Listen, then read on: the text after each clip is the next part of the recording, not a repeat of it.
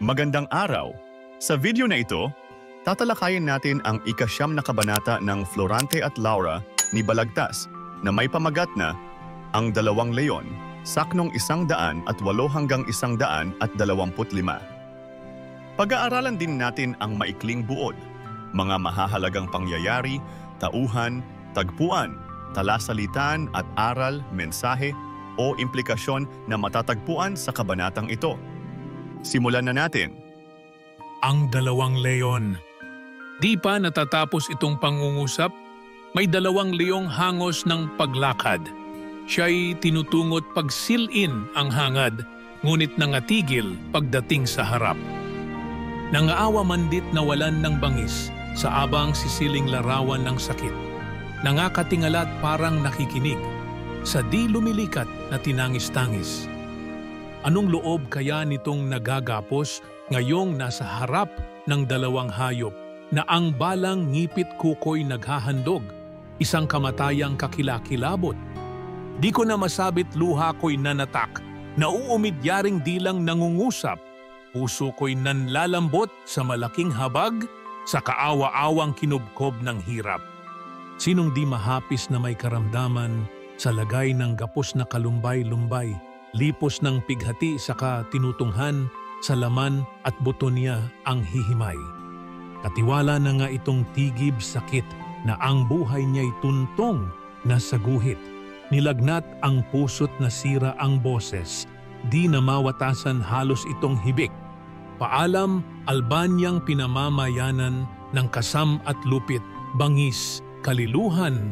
Akong tanggulan mo'y kusamang pinatay, sa iyo'y malaki ang panghihinayang. Sa loob mo naway huwag mamilantik, ang panirang talim ng katalong kalis, magkaespada kang para ng binitbit, niring kinuta mong kanang matangkilik. Kinasuklaman mo ang ipinangako, sa iyo'y gugulin niniyak kong dugo. At inibig mo pang hayop ang magbubo, sa kung itanggol kay maubos tumulo. Pagkabata ko na'y walang inadhika, kundi paglilingkod sa iyo't kalinga. Di makailan kang babaling masira, ang mga kamay ko'y siyang tumimawa. Dustang kamatayan ang bihis mong bayad, datapuat sa iyo'y magpapasalamat, kung pakamahalit huwag ipahamak, ang tinatangisang giliw na nagsukab. Yaong aking Laurang hindi mapapaknit, ng kamatayan man sa tapat kong dibdib, paalam, bayan ko, paalam na ibig, magdarayang sintang di manaw sa isip. Bayang walang loob, sintang alibugha, Adolfong malupit, Laurang magdaraya, magdiwang na ngayot manulos sa tuwa, at masusunod na sa akin ang nasa. Nasa harap ko na ang lalong marawal, mabangis na lubhang lahing kamatayan. Malulubos na nga ang iyong kasamaan, gayon din ang aking kaalipustaan. Sa abang-aba ko, Jata o Laura, mamamatay ako'y hindi mo nasinta. Ito ang mapait sa lahat ng dusa. Sa akin ay sino ang mag-aalaala. Diyatat ang aking pagkapanganyaya, di mo tatapunan ng kamunting luha. Kung yaring buhay ko'y mahimbing sa wala, di babahaginan ng munting gunita. Guniguning ito'y lubhang makamandag, agos na, luha ko't puso'y maaagnas, tulo, kaluluwa't sa matay pumulas, kayo, aking dugo'y magunahang matak. Nang matumbasan ko ng luha, ang sakit, nitong pagkalimot ng tunay kong ibig, huwag yaring buhay ang siyang itangis, kundi ang pagsintang lubos na naamis. Ngayon naman ay talakayin natin ang buod nito. Ang tula ay tungkol sa isang taong nakagapos na tila nahaharap sa kamatayan sa harap ng 2 leong nagpakita ng habag sa kanya. Bagaman, inaasahan niya ang pagiging mabagsik ng mga hayop, prabang nakadama ang mga ito ng awa sa kanyang kalagayan. Ang persona sa tula ay nagdadalamhati sa kanyang kapalaran, lalo na dahil sa mga taong kanyang minahal at pinaglingkuran na tila kinalimutan siya. Habang nasa bingit ng kamatayan, patuloy niyang naaalala ang kanyang bayan, si Laura na kanyang minamahal, at ang kanyang mapait na kapalaran na tila walang nakakaalala sa kanya. Dumako naman tayo sa mga mahahalagang pangyayari. Ang pagdating ng 2 leon sa harap ni Florante. Ang pagkahabag ng mga leon sa kalagayan ng nakagapos na tao. Ang pagdaramdam ni Florante sa kawalan ng awa ng kanyang mga minamahal. Ang pamamaalam ni Florante sa kanyang bayan at sa kanyang minamahal na si Laura. Ang pagyakap sa kanyang kapalaran na tila walang nagmamahal o nag-aalala sa kanya. Mga mahahalagang tauhan. Florante, ang pangunahing tauhan na nakagapos at nasa harap ng 2 leon. Siya ang naglalahad ng kanyang mga hinanakit at pagdurusa. 2 leon, mga hayop na unang inasahang papatay sa persona ngunit nagpakita ng habag at awa.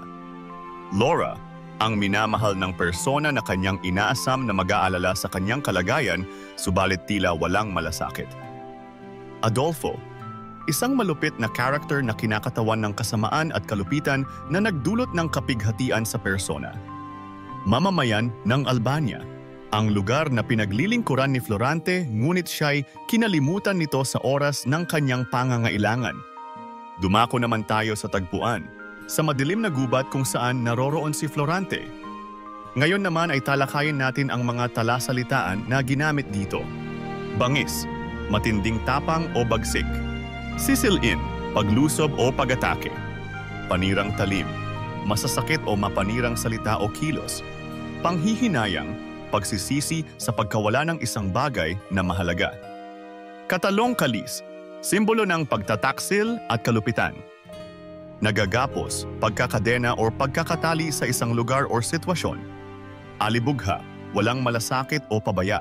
Kaalipustaan, lubos na kahihiyan o kahinaan. At ngayon ay alamin naman natin ang mga aral o mensahe ng tula. Ang tunay na pagmamahal at malasakit ay hindi nasusukat sa salita lamang kundi sa gawa.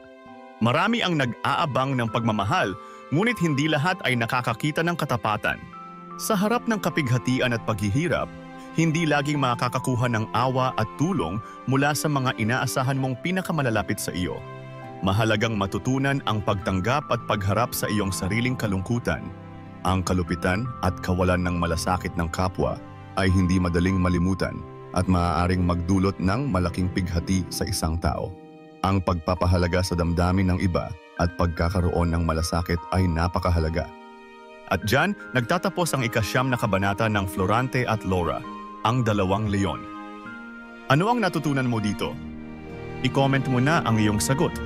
Inaanyayahan ka din namin na i-like, subscribe, at i-click ang notification bell para lagi kang updated sa mga susunod naming videos. Hanggang sa muli, maraming salamat sa panonood.